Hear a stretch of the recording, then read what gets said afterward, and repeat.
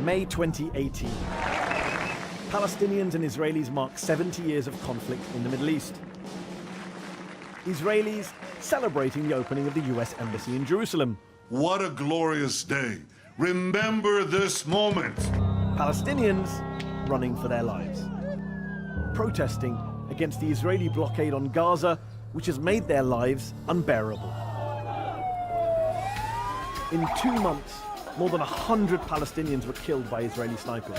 Children, paramedics, journalists. These people were shot in the back, in the head and limbs with live ammunition. Israel blamed Hamas. The Hamas terrorist organization have sent their women and their children as a ploy to hide their true intentions. The Israelis, however, seem to see the Palestinians as a sideshow. And here's what we got. They're much more obsessed with getting the world to focus on the supposed threat from Iran. Iran lied. I'm Mehdi Hassan, and I've come here to the Oxford Union to go head-to-head with Danny Ayalon, who served as Israel's Deputy Foreign Minister, Ambassador to the United States, and advisor to Prime Ministers Sharon, Barak, and Netanyahu. I'll challenge him on whether Israel's shooting of Palestinian protesters is moral or legal, and I'll ask him not only about Iran's nuclear program, but Israel's own nuclear weapons. Tonight, I'll also be joined by Professor Avi Schleim, the renowned Israeli-British historian, Paul Charney, chairman of the UK Zionist Federation, and Diana Boutou, the Palestinian lawyer and former advisor to the PLO.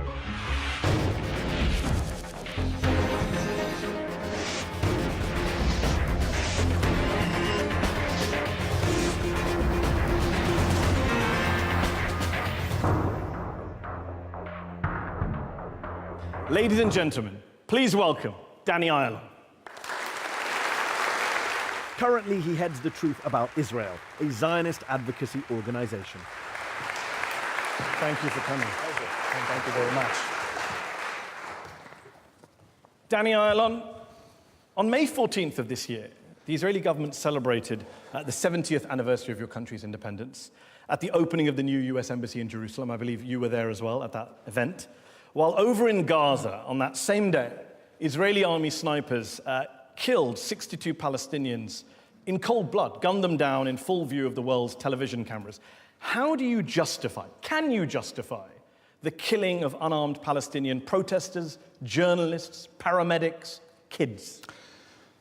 Well, Mehdi, no one can justify killing innocent people, but I'm not sure this was the case. The 14th of May, you're right, 62 persons were killed. They were pushed by their leaders of the Hamas, who, by the way, want to destroy the state of Israel.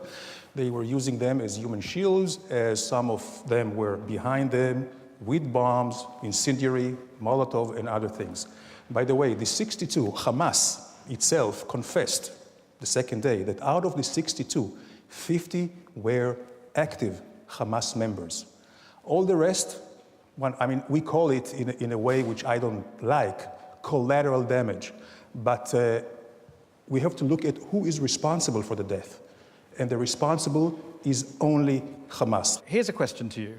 143 Palestinians at least, and the count keeps changing because Israelis keep killing more, have died since March the 30th, since the beginning of the so-called Great March of Return. 15,000 Palestinians, let's just be clear, 15,000 have been wounded. 4,000 of them, according to the United Nations, were shot with live ammunition. Are you telling the Oxford Union audience here, the audience at home, that those 15,000 people were all members of Hamas? Seriously? Mary, I can look at anyone here in their eyes and say, Israel is doing its level best not to kill anyone who is not involved. It's very important to know who is responsible here, because... Is it not the responsibility of the people pulling the trigger? That's normally how you hold people responsible for someone being killed. Well, how do you define pulling the trigger? If you have the Hamas people... A man with a gun aims at a child from 150 meters away and shoots him in the head. What about Palestinian terrorists who are hiding behind innocent people, who are launching rockets? Well, it's a simple question. 15,000 wounded, how many of them were either members of Hamas/terrorists? I do not know. I know that from the 62 on the 14th of May, 50 were Hamas by their own admission. No, on the we others, don't know that because there hasn't been an investigation. The facts are... You got their Hamas membership forms from their bodies? What's the facts? The facts are that Hamas leadership, sometimes at gunpoint, are sending those poor Hamas, those poor Gazan people to the borders. Now, where's what the evidence business for do that? they have in the borders? The UN doesn't say that. Human rights groups don't say that. Well, Let's they're come back not to the issue free. of the shootings here. Even if they were all members of Hamas, even if all 15,000 people are, you do realize that under international law and basic morality, you can't shoot people for being members of a group, no matter what group it is. You can only shoot them when they pose an imminent threat to you. Were 15,000 people posing an imminent threat to Israeli snipers? Yes, they were. Yes, they were. And I'll tell you how. I'll tell you how. First of all, not to the Israeli snipers, but certainly to the Israeli kids and babies and women and men who live in their own territory. Hamas is sending their people. It's not just demonstration. Countless Palestinians at the protests have been interviewed and they said we weren't sent by Hamas. Just go into the But they're all liars, are they? Just go into the blogs of Hamas, where they say the Jews are sons of pigs and sons of dogs. And you're now quoting them as a reliable source. That's my favorite. I've interviewed so many Israelis. You're the first to come here and say, my source is Hamas. Of course it is. In 10 years of doing this. Of course it is. Wow. Because all you have to do is to see what they say. Well, no, how about we look at some facts rather than your kind of dodgy blogs? Let me ask you this. What threat did Razan al-Najjar, 21-year-old volunteer paramedic, who was shot while wearing a white uniform in the chest 100 meters away from the fence, what threat did she pose to Israeli snipers? Wait a minute. This is something I really looked into. Okay. I'm glad someone did. Yes. She was having an incendiary bomb, and there is an investigation by the IDF, so she was a threat. But I have another question for you. Where's your... Why, Hold on, no, why was she going into a... You know why she was going? Zone. Because you're killing her people and she's a paramedic. No. Can you tell me how many Israelis were killed by Palestinian protesters since March the 30th? Simple question. I didn't check it, but you know Zero. what? Why but you're the ones under threat. No. I want to ask, why is it that no Israeli was killed? Because the Israeli government, elected democratically, is defending them. Hamas people, not defending their Palestinians people. don't get a right to self-defense, No, they are sending them to die. They are sending them to die. It's a culture of death. Really, you keep saying they were sent to their death, as if Israelis have no agency. You were forced to pull the trigger. You just shot them because Hamas whispered in your ears to shoot them. You could choose not to kill people at a fence who are just damaging a fence, allegedly, as the UN, the EU, international lawyers have said. No other country shoots people in this way, in the back as they're running away. Mehdi, I'm sorry if I show some impatience, but it's not a human rights situation. It's an area in conflict. It's an armed conflict. I see. So in war zones, there's no human rights. You can do whatever you want. Well, is that what Israel's position is? There is laws shoot people of in the law. back, shoot nurses, shoot kids. Listen. Shoot journalists. I'll ask you. You have our border. You have thousands of people stampeding over to your borders with knives in their hands, with bombs, and you know that you have kindergartens, journalists schools, and eyewitnesses say there were people. not thousands of people with bombs. That is a false statement, Danny, and you know it. Out of these thousands, it's enough that one has a bomb. Okay, but so I'm glad you've gone from thousands to one. But no, we're getting somewhere. No, you're putting words in my mouth. I'm putting your own words in your own mouth. No, you said you're thousands not. went with knives. No. I'm saying that's not true. Do you stand by that statement? Do you stand by that statement? You know what? I said something else. I said, even if there was one, there were 1,000, but even if there was one, I say you were wrong. You say this 21-year-old nurse, Razan al-Najjar, had a bomb. No evidence of that. Eyewitnesses say not true. It is still under investigation. There's videos of her holding her hands up. Let me ask you this. Yasser Murtaja, journalist, 30 years old, shot in the stomach by an Israeli sniper. He was 250 meters away from the fence. What knife did he carry? What knife was he carrying? You can quote hundreds of names. If you look at them individually, I feel bad for them and for their families, even if they were coming to harm us. I'm asking, how do you justify killing? Because they came with a harm intention. If they were Where's your proof of that? Yasser al-Murtaja was not Hamas, was a journalist. You shot him in the stomach. Your country shot him in the stomach. And you claim he had a hurtful intention. That's an outrageous claim to make someone who's dead without any evidence. That's literally smearing the dead. Anyone who goes into a war zone knows exactly what he's doing. What is a war zone? When they come and attack us, it's a war zone. He wasn't attacking you. If you pull a gun, you aim at someone, you shoot them. Remember, the Israeli military bragged on Twitter, we know where every bullet landed. Mehdi, you go around the circle to the same point. And the point is that we have a border.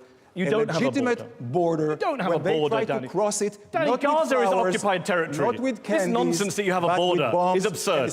Gaza is occupied territory. The people there are living in an open-air prison camp, and you're saying it's a border. I beg to differ. Gaza is not occupied territory. You beg to differ with the United Nations, the European Union, the International Criminal Court, every Western government. The International Committee for the Red Cross says Gaza is being treated with collective punishment. That's the view of the ICRC. Can I ask a question? Does Israel control Gaza's borders, airspace, and territorial waters? Yes or no? No. No. Really? Israel, no. Wow. Because You're just going to come here and say barefaced falsehood? No, the things So are not fishermen who yes go beyond and no. 6 miles and Listen. get shot, they just imagine the bullets hitting them? Listen, the blockade is because... I didn't actually ask about the blockade, but I'm glad you brought that up. Hamas The World Bank says you're strangling Palestinian territories with the blockade. Is killing and want to kill us, and they say, we want to blot Israel off the map, we don't want any Jews there, and this is the main problem. Your former boss, Avigdor Lieberman, Israel's current defense minister, founder of your party. You raised now a touchy issue. Okay. I would well, he's the defense. refer to me as my former boss. He is your former boss. He's also the current defense minister I'm not of Israel. in the party anymore, independent. Please, let it be recorded. He said, quote, there are no innocent people in the Gaza Strip to justify the killings. Do you support that statement? Listen, I'm not in the government. I do not support Lieberman. I do not support many things he says. I don't think that there are not innocent people in Gaza. There are, but they are subject to the terror of Hamas. And they are sending them into the border. And when General Zvika Vogel, former head of Southern Command, said in April, if a child or anyone else gets close to the fence, his punishment is death. Do you support that, death penalty for anyone who comes near a fence? I don't agree to that, except if he is holding a weapon. Mohammed Ibrahim Ayub, 14 years old, was not holding any weapon. Israeli sniper shot him in the head. Did he deserve to die? No one deserves to die. So why did the Israeli sniper shoot him in the head? Unless they aim to kill. He wasn't aiming to kill, so why was he shot in the head? I'm not sure. If you look at the facts. What are the facts? The facts there's no transparent investigations. You don't allow any international investigators in, and then you say, trust you, that the nurse had a bomb and a 14-year-old guy was going to kill a sniper. I do trust the Israeli military. I do trust the Israeli Supreme Court, which is very much trusted by all the world. Israel is transparent. Well, I'm sorry. That's not what human rights groups in Israel say. I may say things which may be inconvenient truth. They're also not true, but factually. I'm here to speak the truth. Let's go to our panel that we're talking to here in the Oxford Union. Diana Boutou is a Palestinian citizen of Israel, is a human rights lawyer, is a former advisor to the PLO. Would you concede that Hamas does have some responsibility for the way in which it runs Gaza, for the way in which it incites attacks against Israel, for some of the deaths in the Gaza Strip? Absolutely not. Every choice Israel has made, Israel's always had an opportunity to choose whether to kill these people who are protesting or not to kill them, and they have deliberately chosen to kill them. The idea that somehow we are all linked to Hamas, that somehow because people are linked to Hamas, that they are not human beings, is absolutely ridiculous. He knows very well that the only time that a soldier can shoot is if that soldier himself or herself is under imminent threat. There have been no Israeli soldiers killed or injured. It means that what Israel's doing is deliberately choosing to slaughter Palestinians. Before I bring back Danny to respond to that. Before I bring back Danny to respond to that. No way. Paul Charney is here from the Zionist Federation of the UK, you served in the IDF. I did. When you see what's going on in Gaza, when you put yourself in those positions of those Israeli soldiers, do you say, you know what, they shouldn't have pulled the trigger on those kids, they weren't posing an imminent threat, 14-year-old boy's not a threat to me, or do you say, actually, as Danny does, everyone could be a threat? So as an officer in the IDF, I held myself to the highest regard, and I hope that they held me to the highest regard. No one in the Israeli army has ever had an order to kill civilians. That's never happened. I've never been around to see it. I've never heard it happen. On the other side of it, when Hamas tell Israel that we are here to breach that border and come and kill civilians, we take them in Israel very seriously. That's the one thing you can trust with Hamas. Breaching a border of any country is an act of war. Do not ask Israel not to defend their civilians. Okay, let's put that point to Avi Schleim.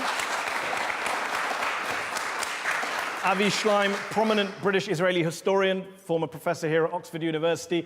Avi Schleim, any other country would do what Israel does. Israel has a right to defend itself, is what we hear. I served in the IDF in the mid-1960s, and I served loyally and proudly because in my time, the IDF was true to its name. It was the Israel Defense Force. But after the June 1967 war, everything changed. Israel became a colonial power, and the IDF became the brutal police force of a brutal colonial power. But there is absolutely no self-defense justification for Israel's brutal policies in Gaza over the last 11 years. a whole series of war crimes were committed, and Israel continued to commit war crimes in Gaza in every successive vicious assault on the people of Gaza, not on Hamas. Isn't that the problem that Avi points at? That you keep saying, Israel has a right to defend itself, Israeli families have a right to defend. But when you look at the numbers over the last 10, 15 years just alone, the ratio is phenomenal. It's the Gazans who are being killed, not Israelis, in their thousands. 500 kids killed in one summer bombardment. The ratio speaks of the ruthless cruelty of the Hamas leaders. So you don't take responsibility for any death of any Palestinian civilian because ultimately it's all Hamas's fault, always. Yes, it is. That's a great get-out-of-jail-free card. Yes, Okay. it is. Yes, it is. I'm not saying that there are no accidents which are deplorable, but the responsibility squarely lies with Hamas. Danny, I want to ask you this. Israel prides itself on being a democracy, you say. Supposedly the only democracy in the Middle East. Yet in recent years, even Israel's own human rights organizations are saying democracy there is under assault from a series of authoritarian, racist, far-right laws. Israel is a democracy, rule of law. 2 our leaders were thrown into jail. And you know what? It was an Arab Israeli who threw the president of Israel into jail. When the Knesset, the Israeli parliament, passes the boycott law, which makes any Israeli organization that calls for a boycott against Israel liable to be sued for damages, the Nakba law, which cuts state funding from any organization which marks the country's Independence Day as a day of mourning, the NGO law, which targets quote-unquote foreign-funded human rights organizations. One parliamentarian in Israel called it a semi-fascistic law that harms democracy and is reminiscent of Putin's Russia. That's the Israeli politician speaking. Of course. Because in Israel, you can say anything and you cannot. You know what? No one attacks the Israeli government more than Israelis and Israeli newspapers. Israel is a democracy. Anybody can come and go, say and speaks what he wants. Reuven Rivlin, who's the president of Israel, not a liberal, conservative, very much, anti-Palestinian state. He says Israeli society is sick. It is our duty to treat this disease. You don't agree with him either. I don't agree with that, but I respect Why are all these what he people says. saying it? They all gone mad. Because they are concerned. They are entitled to their own views. So you're not concerned about these trends? No, and they are, listen, they speak subjectively. It doesn't mean that this is the objective situation. It's not that Israel is perfect. No country is. Let me give you an example of something. Let me give you an example from your time in office. You were in government under Avigdor Lieberman. You were his deputy foreign minister. He was foreign minister. Yeah. He and you wanted to subject Israel's 1.5 million citizens of Palestinian citizens to an oath of loyalty to Israel as a Jewish state, a proposal so controversial, one minister at the time described it as borderline fascist. Do you know that every American, I don't know how it is here, pledge the loyalty of allegiance every day in school? Americans don't pledge allegiance to Christianity. They have a separation of church and state. We do not either. No, the proposal was you had to support Israel as a Jewish state. Of course, but Judaism is not only a religion. Oh, it's a nationality. That's even worse. So you'll be asking people to pledge allegiance to a religion and a race they're not part of. And you're comparing that to the US oath of allegiance. Is a way of life, is a culture, is a whole civilization, if you will. So there's nothing wrong. So you supported that policy, which was eventually watered down because it was so controversial. The country that clothes you and protects you and give you jobs and give you money, including told the Arab Israelis. Okay, Diana Boutou, you are a Palestinian citizen of Israel. Do you recognize the very rosy picture being painted by Danny Ayalon? Absolutely not. Look, one thing that he's conveniently overlooking is that Israel describes itself as being a Jewish state, which by its very definition excludes me.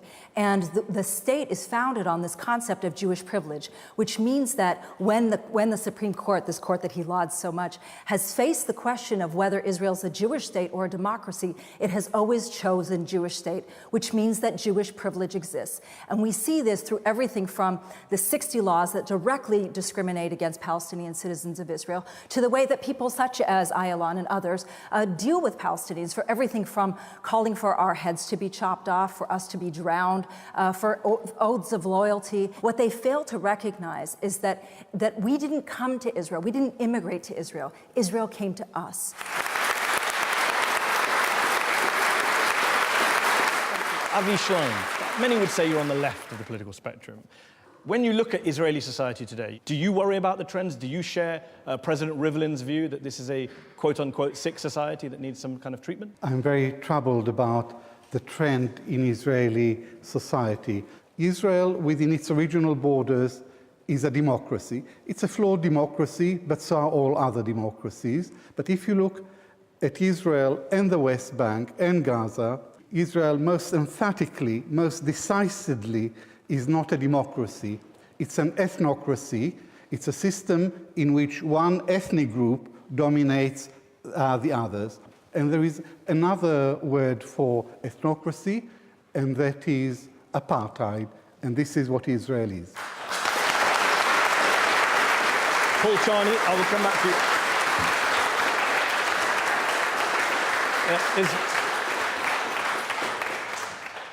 I'm going to ask you two questions. One is the same question I asked Avi. Are you worried about the trends in Israel? Does that worry you at all?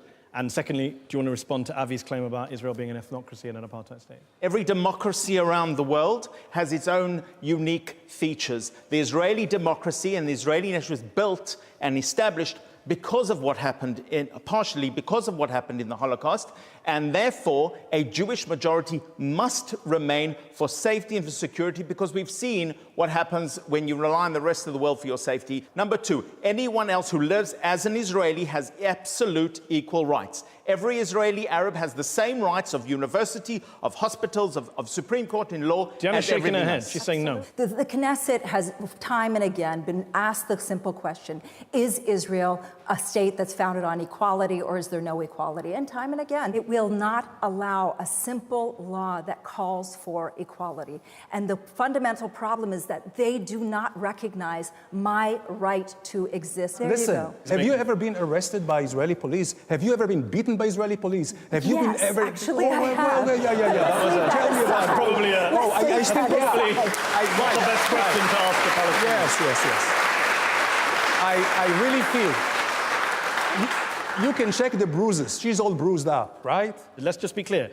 First, you're saying that if you haven't been beaten by the Israeli police, you're an equal member of society. And then when someone says they have been beaten by Israeli police, you say, where are the bruises? No, listen. I'm asking to clarify. She went to school. Was she denied education? Was she denied social So that's your definition. What is your definition? Hold on. She is Israeli, just like me. Black Americans during the Jim Crow era could go to school. It doesn't mean that there wasn't massive segregation and discrimination against black Americans. But there's no... It's a weird criteria. No, but Jews and Arabs can go to school together, and they do go to school together. There were protests on TV just a few weeks ago. Israelis were saying they didn't want to sell a house in their town to a Palestinian family. And how many Arabs? That's fine. Did you say that's fine? Listen. Did you say that's fine to Israeli people protesting against the sale of a house in their town? Are you okay with that? They can protest, which is good. Are you saying it's good, your words, for people to protest against the sale of a house to a Palestinian family to keep the town Jewish only? Because that's what I just said happened, and you said fine, and then you said good. Are you okay with that? Listen, you have people here and there who I do not believe that they are right. But so you would condemn those protests. So would you condemn those protests? Because a moment ago you said it's good that they're protesting. Because it's a democratic society. But it's a racist protest. You don't have to be okay with the protest. You can protest whatever you want. But you condemn those protests. It's called freedom of expression and speech. And I'm asking you to give us some free speech. Do you condemn those protests? I condemn anything which is biased against race, religion, gender. Do you condemn those protests, Danny? Do you condemn as such, or what they represent? Whatever you like, Danny. Just do something. Give me an answer. I condemn any racism. Okay. General statement. You won't condemn those protests, though. I would condemn them. Oh, wow. Okay, we got that. Another one, since you're in a mood of condemnation. Benjamin Netanyahu, you say you don't speak for the government. In 2015, he said during the election campaign, the right-wing government is in danger. Arab voters are coming out in droves to the polls. Surely that was an example of unashamed, naked racism towards a fifth of the population from the Prime Minister of the country. I would not use this. I would not do that. But you have to understand something else. In democracy, right? In democracy, you do everything you can do in order to win the elections. That's not what I asked. And I mean, racist parties do racist things to win elections. I'm asking you, do you agree it's racist? It's wrong, but not racist. We're going to take a break. It's going to continue in part two. We're going to be talking about the Iran deal and Israel's position on Iran and nuclear weapons. We'll be hearing from our very patient audience here in the Oxford Union. Do join us after the break.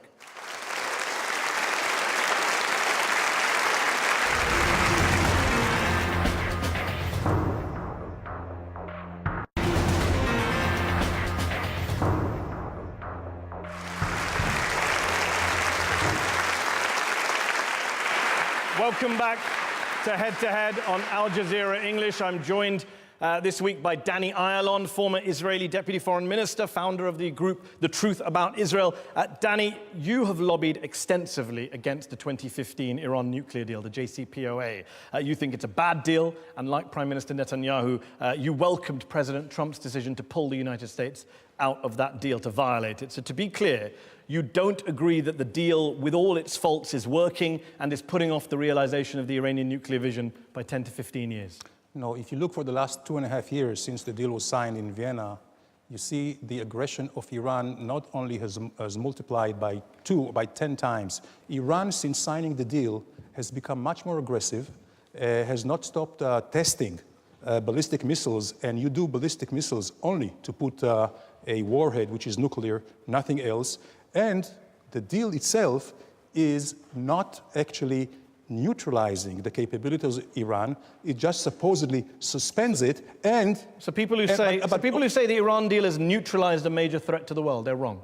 Absolutely. That's the former head of Shin Bet, Israeli intelligence, Carmi Gillen. You're right. Maybe they were just... And the quote I said earlier about, with all its faults, it's working, it's putting off realization of the Iranian nuclear vision. Do you know who said that?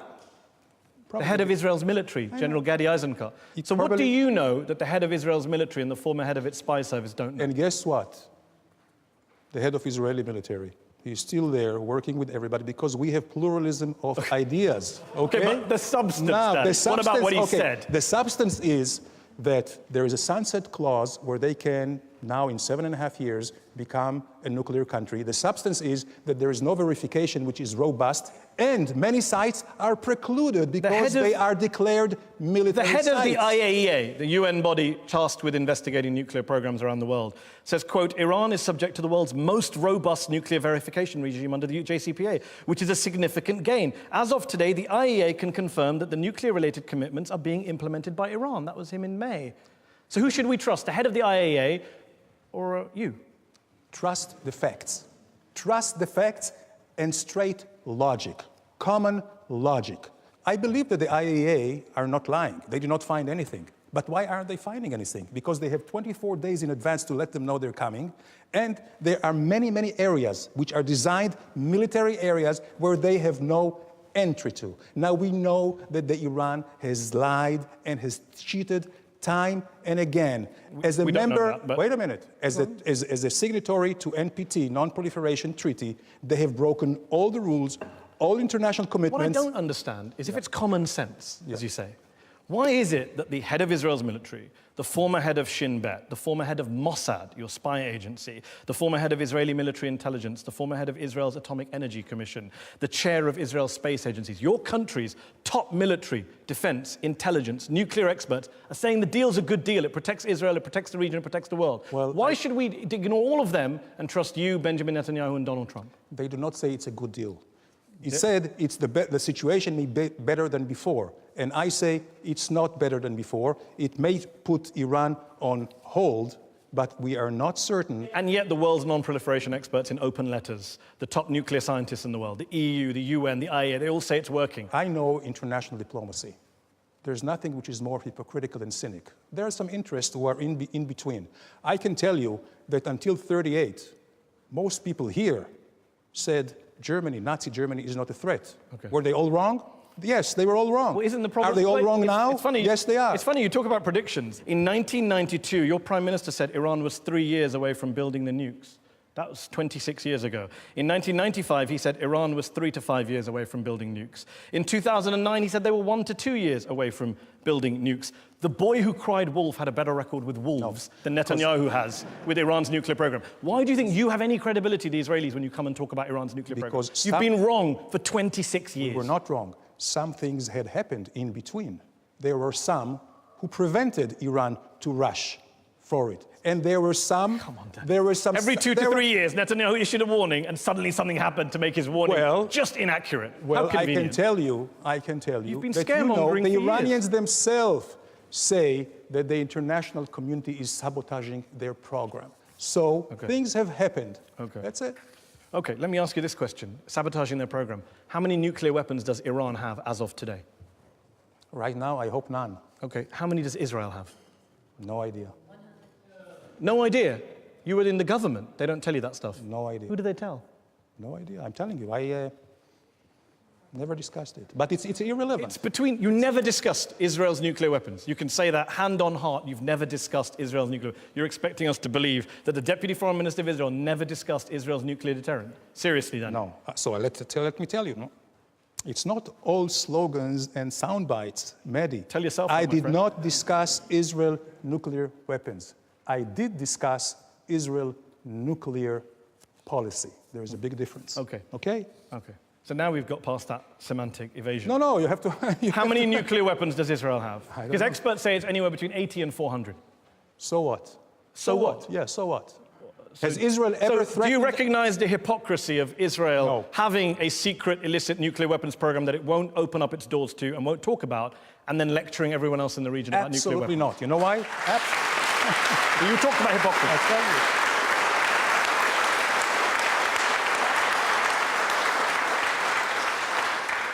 So let's start with the legal and formal. Yeah. Israel has never been a member, a signatory of the NPT, so we are not breaking any rules. Iran was, Iraq was, hilarious. Syria is, and they all try to cheat. So we never recognized the laws in the first place. No, Okay, secondly, good get out. Israel is the only country in the world who has been, right, threatened to just erase them. There is only one Jewish state in the world. Less than 1/3 of 1% of the entire Middle East. There are 22 Arab countries, 57. What do you want from us? And they're all trying to gang up on us. It's not like you're just minding your own business, this kind of Norway in the Middle East with nuclear weapons. Has Israel ever threatened to erase and attack any country? I think you'll find plenty of pretty genocidal statements from Israeli leaders. Show it to me. Shimon Peres said in response to Mahmoud Ahmadinejad that we could wipe Iran somehow. Iran has every day threatening to erase I'm not talking Israel. about off the Iran. map. I'm asking about Israel's Saddam nuclear program. Hussein said he would burn the entire country of Israel. Okay. Assad, Hamas. Okay. You know what? Even members of Israeli Knesset, it's very the clear. Arab countries. Danny, I'll ask again. We've gone off on a lovely diversion, which you're the master of. How many nuclear weapons does Israel have? I don't know. By the way, another diversion, which I have to say. No. I have to You say. can't pre-announce your diversions. Let me ask again. If an Iranian guest came on my show and I asked him about Iran's nuclear program, he said, I don't know, I'm not going to talk about it. Would you be okay with that? You'd be outraged. Of course And I yet would you be. sit here as a former Of course I minister of would the be, Israeli because- government saying, I don't know, never talked about nukes with anyone. Because there was like 16 United Nations Security Council resolutions against Iran. And there is was a against Israel. signatory And there is of the against Israel as None well. About About your nuclear issues? program? No. Yes, there is. UN Show it. Resolution 487. Let me read it to you. The UN Security Council in 1981 says, calls upon Israel urgently to place its nuclear facilities under the safeguards of the IAEA. Why haven't you done that? Because I'll tell you all why. Because we want to live and survive. This is the only reason. Okay. Live and survive. But you are Just defying a think about UN it. Security Council resolution on your secret Live nuclear and weapons program. survive. That's it. Okay, Avi Schleim, when Danny talks about the threat from Iran, do you recognize that language? How big a threat, in your view, is Iran to Israel today? Iran is not an existential threat to Israel, but it is a strategic threat. Now, let's compare the records of these two countries. Iran has never attacked a neighbor. Israel has repeatedly attacked its neighbors. Iran signed the Non-Proliferation Treaty. Israel has refused to sign. Iran submits to inspection by the International Nuclear Energy Agency. Israel refuses to submit. Iran has no nuclear weapons. Israel has between 75 and 400 nuclear weapons. So Israel poses an existential threat to Iran. Now, Okay. Okay, briefly, and then I have one more point to make. For the last 40 years, Israel has conducted a systematic campaign of disinformation about Iran. Why the lies? Why the double standards? Why the hypocrisy? Professor Schleim, can you say this in a straight face? I cannot believe it. If you look in the details, Israel, right, has been in existential threat ever since its re-establishment, and it was re-established in 1948. And as an historian, I'm sure you will agree. Israel, only out of self-defense, is defending itself, And Israel has never, ever threatened another country. Israel has attacked its neighbors, not in self-defense. One example, the first one, is the Suez War of 1956. It wasn't a war of self-defense, it was a colonial conspiracy to attack Egypt. Lebanon, 1982, was most emphatically not a war of self-defense, it was an Israeli invasion of Lebanon. Paul, let me ask you this question. Yes. You're not a member of the Israeli government, you've never been a member of the Israeli government. Can I ask you for a straight answer? How many nuclear weapons does Israel have? I don't know. Would you asking me an answer? How many do you think? How many do you think from what you... You know what, I tell you what, I'm listening to the conversation with all due respect. We cannot rely, Israel cannot rely on Europe and the Western world to defend its own policies. Israel had huge disagreements in its own government whether to take out the Iraqi nuclear core in 1982, and it took it out, and it was condemned at the time. And Israel had the same dispute late 1998 when it took out the Syrian nuclear core, and it was condemned by Europe. And guess what? Later, the condemnation fizzled away. We are in the same positions we were then as we are with Iran. Do you think Israel should have nuclear weapons? Do you support Israel? Every weapon, it can possibly defensive weapon, like the Iron Dome, Israel should have 100 Iron Domes. I didn't ask about the Iron Dome.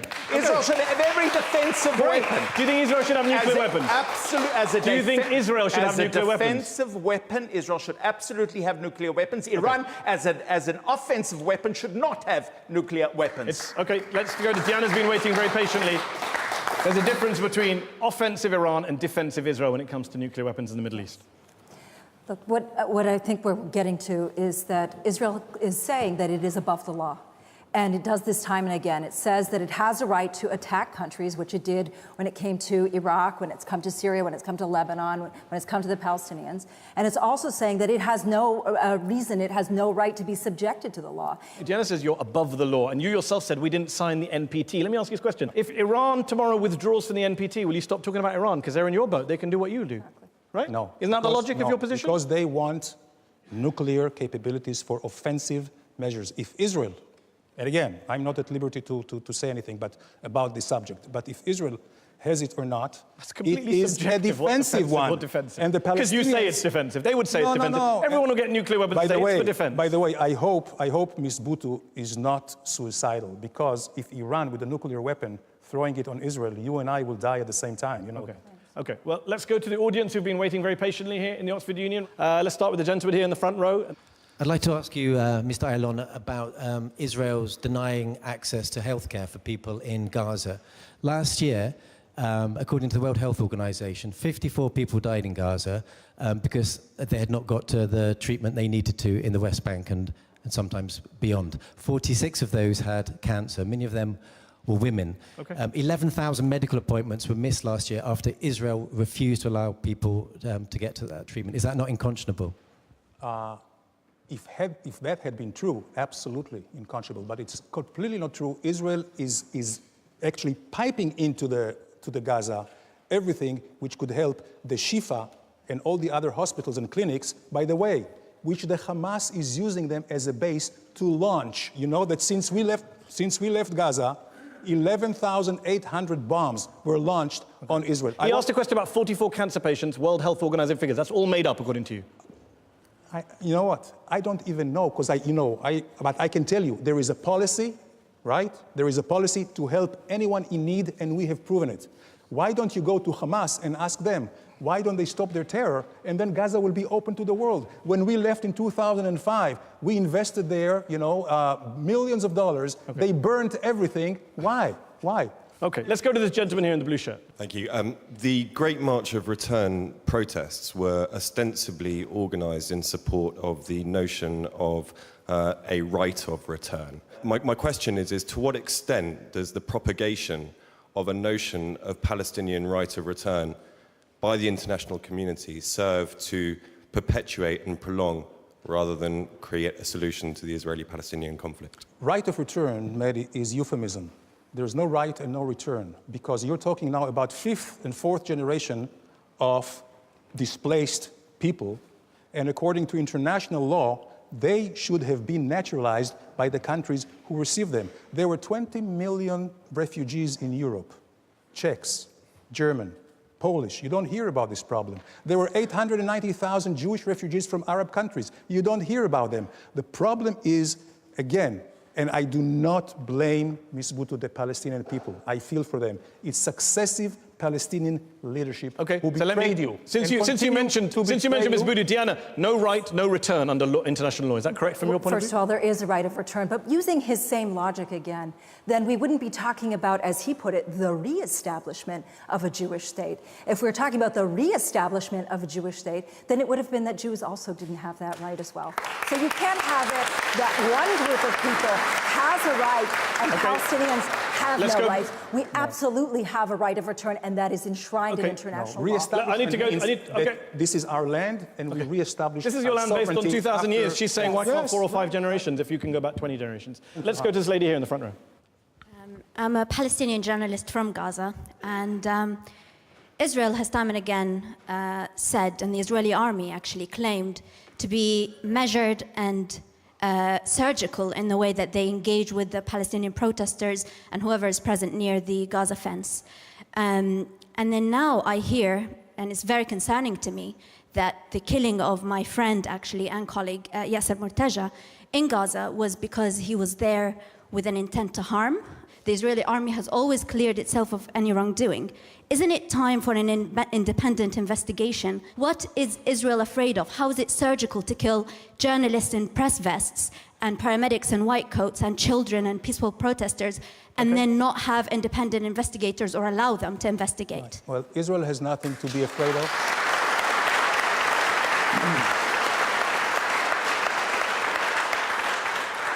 Israel has nothing to hide, and by the way, I really appreciate the fact that you came from Gaza out here, which is fine, which is very nice. I would wish more Gazans would be able to come out. So why not lift your blockade? You need a different... You could lift the blockade tomorrow. No. Danny, you're patronizing people here. You need a different leadership in Gaza. That's what you need. With a different leadership in Gaza, more of you could come out. Is it time for an independent investigation if you've got nothing to hide? No, because no country, no democratic country is willing to infringe upon its sovereignty. Show me when England, the United States, France, or any other country, democratic country, allowed an independent None of those countries are currently illegally occupying other people's land, by the way, just for the factual record. Let's go back to the back there on the window. Yes, you waving. Can we get a mic there? Hi. How do you justify or do you support Palestinians being forcibly removed from their homes and thrown out to make way for Israeli settlers? Fair question.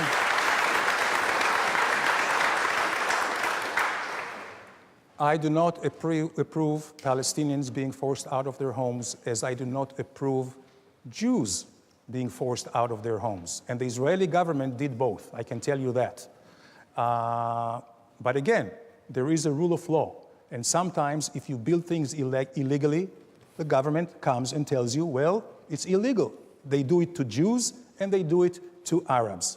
Full stop. They don't demolish dozens of houses in one go as collective punishment for any Jewish Israelis, and you know that. Well, You're just saying stuff that's false. They would do it had they built it illegally, and they have done it. Okay, but they also destroy houses. The families of quote-unquote terrorists are destroyed by Israel. And yet when an Israeli terrorist kills a Palestinian, his family's home is never destroyed. Funny that, but it's not apartheid. No, it's a matter of deterrence. Okay. Jews do not Jews don't need deterrence. No, only they do Arabs not go as need terrorists. You know, you have one...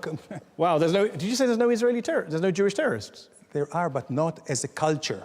Oh, the Palestinians are the culture?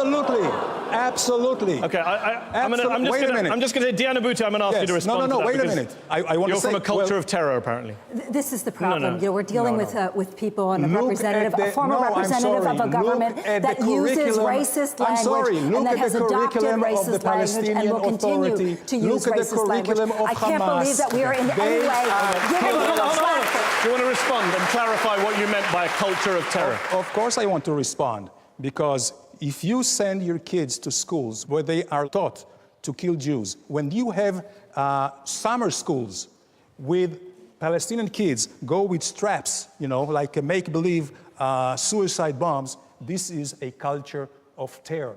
And had you been looking into this... All right. Yes. And when you hold on, I've just got to make the point, because you love always saying, what about this, what about that? Let me do it for once. What about Israelis sitting with popcorn on top of their houses watching Gaza being bombarded? Is that not a culture of hate? of death? No. Okay.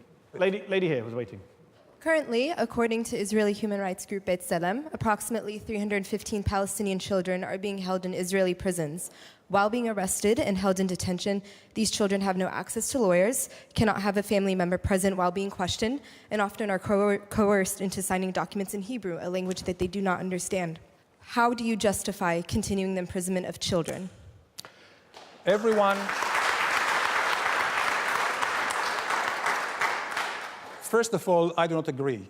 People who are over 16 are not children. And when they come with daggers and bombs, they are not innocent. There are children under 16 being detained by Israel, and you know that, Danny. You know what? When the IRA was attacking you in London, they were under 14 age so your argument in British prisons. And you expect me to sit here and defend the British government's treatment of Irish communities? Maybe you've never read I'm just saying, a killer is a killer. Two wrongs don't make a right, but okay. A killer is a killer. A killer is a killer. She literally talked about children in jail, and your response was a killer is a killer. None of those children are killers, but okay.